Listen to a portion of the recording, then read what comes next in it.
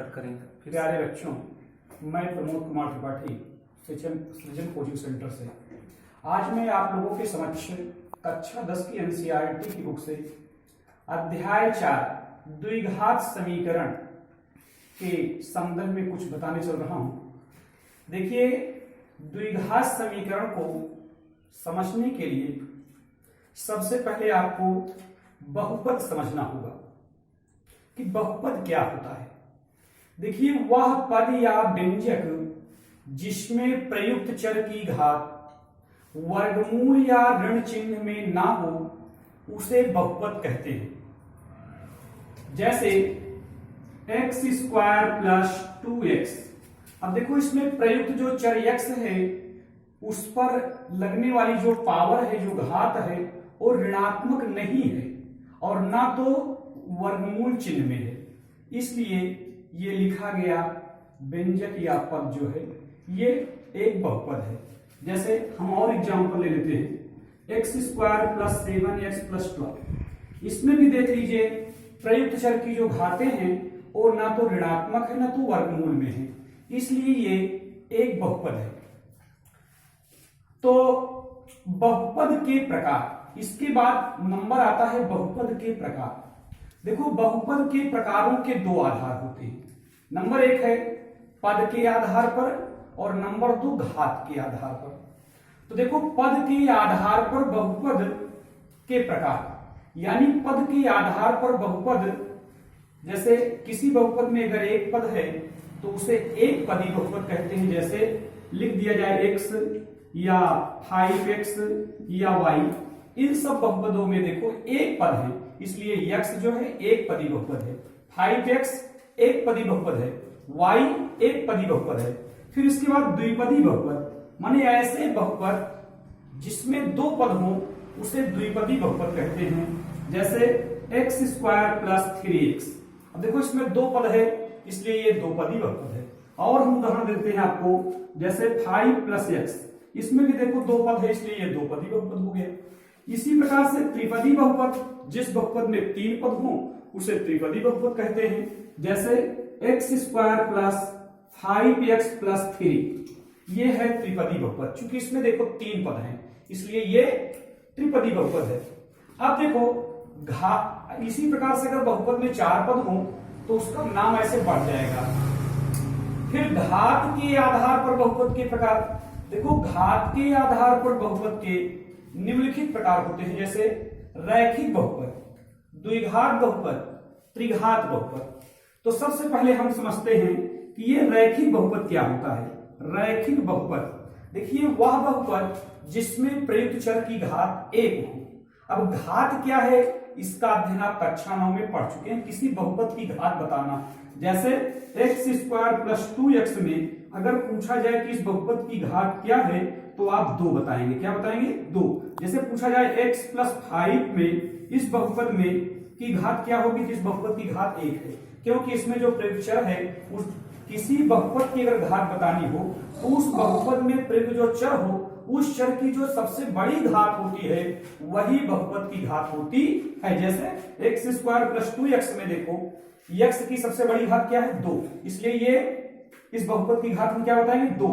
यहां क्या बताएंगे? बहुपद की घात 1, क्योंकि इसमें प्रयुक्त चर x की घात 1 है। x से बड़ी घात वाला कोई और चर है नहीं इसमें, इसलिए ये इसको हम रैखिक बहुपद कहेंगे।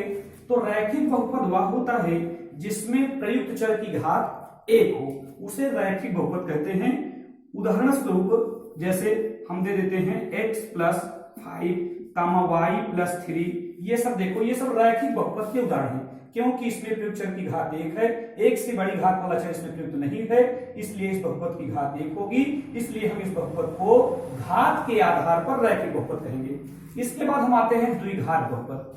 वह बहुपद जिसकी घात 2 उसे द्विघात बहुपद कहते हैं। जैसे x square plus 3x plus 5। अब देखो, ये द्विघात बहुपद है, क्योंकि इसमें जो प्रयुक्त चर x है उसकी सबसे बड़ी घात क्या है? 2, इसलिए इसको हम द्विघात बहुपद कहेंगे।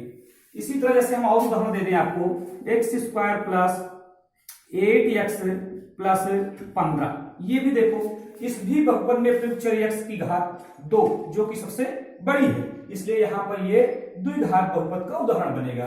फिर इसी प्रकार से त्रिघात बहुपद। त्रिघात बहुपद क्या होता है कि जिस बहुपद की घात 3 हो उसे त्रिघात बहुपद कहते हैं। जैसे x cube plus 3x square plus 2x plus 5, ये त्रिघात बहुपद है ना।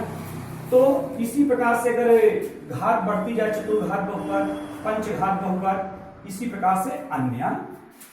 तो देखिए इसमें जो हम लोगों ने भी पढ़ा द्विघात बहुपद। देखिए द्विघात बहुपद, द्विघात बहुपद जिस द्विघात बहुपद के बराबर में शून्य होता है उसे ही द्विघात समीकरण कहा जाता है। तो हम परिभाषा भी जगह कम है नहीं लिख पा रहे हैं, लेकिन हम बोल रहे हैं, आप लोग सुनिए।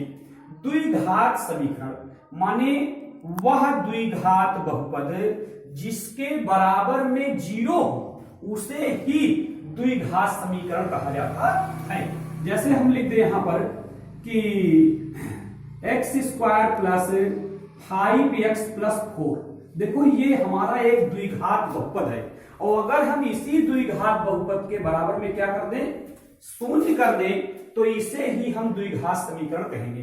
तो हमारे द्विघात समीकरण की परिभाषा क्या बनती है कि वह द्विघात बहुपद जिसमें प्रयुक्त वह द्विघात बहुपद जिसके बराबर में 0 हो उसे ही द्विघात समीकरण कहते हैं। और द्विघात बहुपद क्या है, ये बात मैं आपको पूर्व में बता चुका हूं कि वह बहुपद जिसमें प्रयुक्त चर की घात 2 हो उसे द्विघात बहुपद कहते हैं, और जिस द्विघात बहुपद के बराबर में 0 हो उसे ही द्विघात समीकरण कहा जाता है। तो एक होता है द्विघात समीकरण का व्यापक रूप, माने जो समीकरण ax square plus bx plus c equal 0 के रूप में लिखा हो उसे ही द्विघात समीकरण समझना चाहिए। ये जो मैंने ax square plus bx plus c equal 0 लिख दिया है, ये हमारे द्विघात समीकरण का ये व्यापक रूप है, इसे बोलते हैं द्विघात समीकरण का व्यापक रूप। तो जो समीकरण भाई ax square plus bx plus c equal 0 के रूप में हो उसको द्विघात समीकरण समझना चाहिए। अब देखिए द्विघात समीकरण के प्रकार, माने द्विघात समीकरण कितने प्रकार के होते हैं। तो देखिए द्विघात समीकरण 2 प्रकार के होते हैं, एक तो शुद्ध द्विघात समीकरण और एक मिश्रित द्विघात समीकरण। अब हमको ये जानना यह है कि ये शुद्ध द्विघात समीकरण क्या होता है। शुद्ध द्विघात समीकरण, शुद्ध द्विघात समीकरण, और एक होता है मिश्रित द्विघात समीकरण। मिश्रित द्विघात समीकरण, मिश्रित द्विघात समीकरण, मिश्रित द्विघात समीकरण। देखिए शुद्ध द्विघात समीकरण क्या है, जैसे हम लिखे उदाहरण के स्वरूप, जैसे x स्क्वायर माइनस 36 इक्वल 0।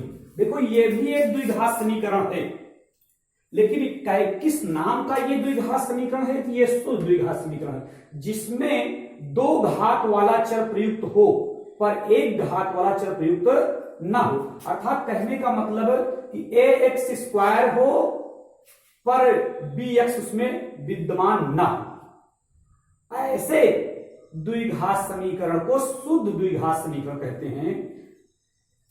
फिर आता है मिश्रित द्विघात समीकरण, जिसमें ax square plus bx plus c equal 0 ये तीनों विद्यमान हो उसे हम मिश्रित द्विघात समीकरण कहते हैं। जैसे x square plus 5x plus 4, ये हमारा मिश्रित द्विघात समीकरण है, क्योंकि देखो x स्क्वायर का मतलब ax स्क्वायर प्लस bx का मतलब 5 प्लस 5x प्लस c का मतलब प्लस 4 इक्वल 0, ठीक ना। तो द्विघात समीकरण का जो व्यापक रूप है ax square plus bx plus c equal 0, इसमें से कभी कभी bx जो है अविद्यमान रहता है, यानी विद्यमान नहीं रहता है। तो जब ax स्क्वायर प्लस c या माइनस c इक्वल 0 ही दिया रहता है तो है शुद्ध द्विघात समीकरण, और जब ये तीनों पद विद्यमान रहते हैं तो उसको हम मिश्रित द्विघात समीकरण की संज्ञा देते हैं। अब हम आपको अगले वीडियो में इसी अध्याय की 4.1 प्रश्नावली की पहली सवाल से हम आपको पढ़ाएंगे अगले वीडियो में। यदि हमारी जानकारी आप लोगों को अच्छी लगी हो तो आप हमारे चैनल को सब्सक्राइब करें, लाइक करें, जिससे कि आपके पास तक हमारी वीडियो बराबर पहुंचती रहे। धन्यवाद।